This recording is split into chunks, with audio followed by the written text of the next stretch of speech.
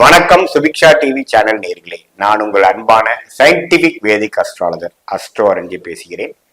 நல்லது நினைப்போம், நல்லதே நடக்கும். இந்த வீடியோல கடகராசிக்கு ஏப்ரல் 2025 எத்தகைய ஒரு மாதமாக இருக்க போகுதுன்னு பார்க்க போறோம். அதுக்கு முன்னாடி நீங்க ஃபர்ஸ்ட் டைம் இந்த சேனலுக்கு வராங்க, நீங்க வந்து சப்ஸ்கிரைப் பட்டன் கிளிக் பண்ணுங்க. ஸோ தட் தொடர்ந்து நம்மளோட வீடியோஸ் வந்து உங்களை அடையும். இப்போ பாத்தீங்கன்னா கடக ராசிக்காரர்களுக்கு வந்து அஷ்டம சனி வந்து 2 வருஷமா போயிட்டு இருந்தது எல்லாத்துக்கும் தெரியும். இப்போ பாத்தீங்கன்னா அஷ்டம சனி முடிய போகுது. எப்போ ஏப்ரல் மாதம் பிறக்கும் பொழுதே 2 நாட்கள் முடிந்துதான் பிறக்குது. ஸோ அப்படிங்கிறப்ப அருமையான ஒரு அமைப்பு கொடுக்குதுங்க. இதுவரை கஷ்டப்பட்டு இருந்த சில விஷயங்கள் நீங்கி ஒரு நல்ல ஹோப்பு அமைப்பு, நல்ல ஒரு விஷயத்தை நோக்கி போகக்கூடிய அமைப்புகள் ஏப்ரல் மாதம் முதல்ல இருந்தே நீங்க பார்க்கலாம். அதுவும் இல்லாம இதுவரை 12ஆம் இடத்துல இருந்த ராஜயோகாதிபதி செவ்வாய் லக்னத்துக்கே வரார். நீச்சமா இருந்தாலும் லக்னத்துக்கு வர்றது ஒரு சிறப்பு தான். 7ஆம் வீட்டை பார்க்கிறார். சில கருத்து விஷயங்கள், சில பங்குதாரர்களை வந்து கொஞ்சம் கவனமா இருக்கணும் குடும்பத்துல. மற்றபடி பாத்தீங்கன்னா எல்லாமே பாசிட்டிவா இருக்கு. 9ஆம் இடம்ங்கிற பாகிஸ்தானத்துல புதன், சுக்கிரன், சூரியன் எல்லாமே இருக்காரு. ஏப்ரல் 14ஆம் தேதிக்கு மேலதான் சூரியன் பாத்தீங்கன்னா 9ஆம் இடத்துல இருந்து 10ஆம் இடத்துக்கு போறது. இந்த தொழில் விஷயத்துல மேன்மை ஆகுறது, தொழில ஜெயிக்கக்கூடிய அமைப்பு. இதுவரை நீங்க வந்து ஏப்ரல் 14ஆம் தேதி போயிட்டு இருந்த அமைப்பு வந்து கொஞ்சம் ஒரு சுமாராகவும், ஏப்ரல் 11 சித்திரை மாசத்துக்கு அப்புறம் பாத்தீங்கன்னா நல்லாவே தொழில ஜெயிக்கக்கூடிய அமைப்புகள் எல்லாமே வந்து இந்த சூரிய பயிற்சி வந்து கொடுக்குதுங்க. ஸோ கடகராசிக்காரர்களுக்கு ஓவராலா பார்க்கும் பொழுது நல்ல ஒரு பலாபலன்கள் கொடுக்கக்கூடிய ஒரு மாதமாக, இதுவரை நீங்கள் கஷ்டப்பட்டுட்டு இருந்த எந்த ஒரு மேன்மையும் பார்க்க முடியாத அளவுக்கு இருந்த அமைப்பு மாறி கொஞ்சம் அடுத்தடுத்த லெவலுக்கு போகக்கூடியது. வேலையில் இருக்கிறவங்களுக்கு ஒரு ப்ரொமோஷன் கிடைக்கிறது. கவர்மெண்ட் விஷயத்துல இருக்கிறவங்களுக்கு ஒரு நல்ல ஒரு சேஞ்சு, ஒரு டிரான்ஸ்பர் வித் ப்ரொமோஷன், அது மாதிரி விஷயங்கள் நல்லா கிடைக்கக்கூடிய அமைப்புகள் இருக்கு.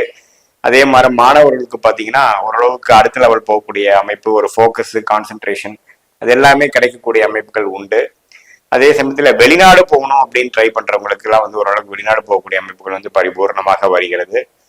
அதே சமயத்துல அடுத்த மாதம் வரக்கூடிய குரு பயிற்சி எல்லாமே பார்த்தீங்கன்னா ஓரளவுக்கு கொஞ்சம் வெளிநாடு சம்பந்தப்பட்டது, டிராவலிங், அது மாதிரி விஷயங்கள்லாம் வந்து கண்டிப்பா இருக்கு. ஸோ எல்லாமே பார்த்தீங்கன்னா கடந்த 2 வருஷமாக ஒரு சுமாரான பலனும் இழுவையா இருந்து கைக்கு வந்தது வாய்க்கு வரவில்லைங்கிற மாதிரி எல்லாமே வந்து ஒரு அவுட் ஆஃப் கண்ட்ரோல் இருந்ததெல்லாம் கொஞ்சம் படிப்படியாக உங்களுடைய ஓன் கண்ட்ரோலுக்கு வரக்கூடிய ஒரு நல்ல மாற்றங்கள் நிறையக்கூடிய காலகட்டத்துக்கு வேணுங்கிற ஒரு ஃபவுண்டேஷன் கொடுக்கக்கூடிய, அடிப்படை கொடுக்கக்கூடிய ஒரு மாதமாக கண்டிப்பாக இருக்குதுங்க. ஸோ ஏப்ரல் மாதம் பார்த்தீங்கன்னா அந்த குறிப்பா அந்த சித்திரை மாசத்துக்கு அப்புறம் சூரியன் பயிற்சி ஆகிறது ஒரு அருமையான அமைப்பு.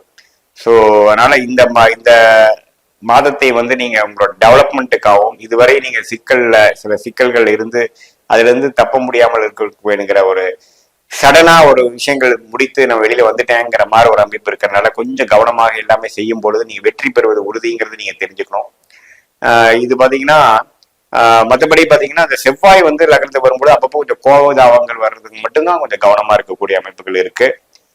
மற்றபடி குருவின் சஞ்சாரங்கள், மற்ற கிரகத்தின் சஞ்சாரங்கள்லாம் ஓரளவுக்கு நல்ல கையோகியே இருக்கக்கூடிய அமைப்புகள் இருக்கு. கடந்த 2.5 வருஷமாக பட்ட கஷ்டத்துக்கு கடைசியாக ஒரு விமோச்சனம் கிடைச்சதுங்கிற மாதிரி ஒரு அமைப்பு நிறைந்த ஒரு மாதமாக, ஒரு நெக்ஸ்ட் லெவல் ஆஃப் ப்ரோக்ரஸுக்கு வேணுங்கிற ஒரு ஸ்டார்டிங் பாயிண்டாக நம்ம இந்த ஏப்ரல் மாதம் கண்டிப்பாக எடுத்துக்கலாம்.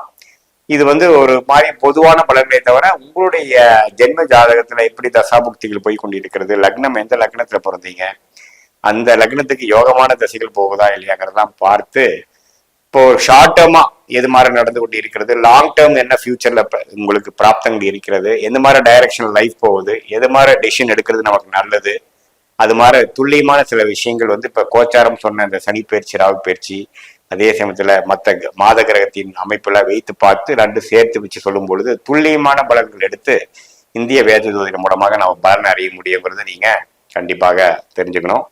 மீண்டும் மற்றொரு காணொலியில் சந்திப்போம். நன்றி, வணக்கம்.